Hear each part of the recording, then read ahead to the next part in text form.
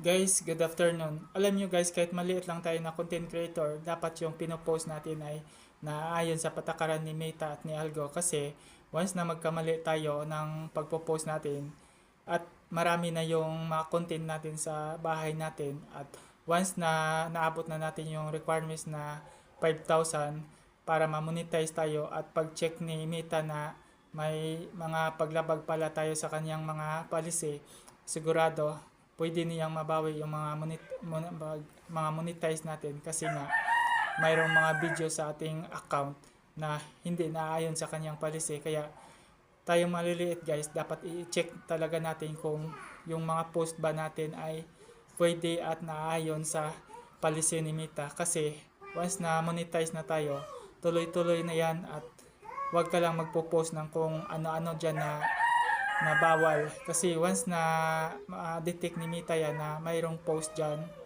sigurado babawiin niya yung pagkakuan mo, monetize mo at maaring babalik ka sa dati. Okay.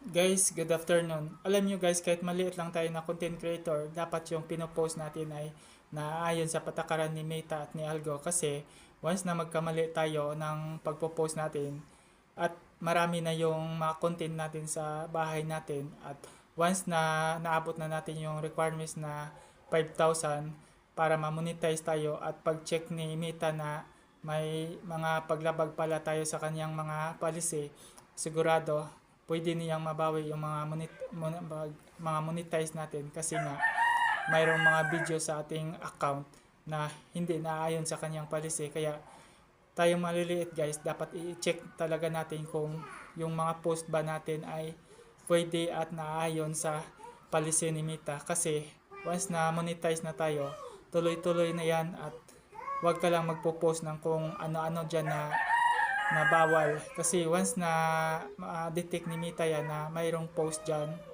sigurado babawiin niya yung pagkakuan mo, monetize mo at maaring babalik ka sa dati. Okay.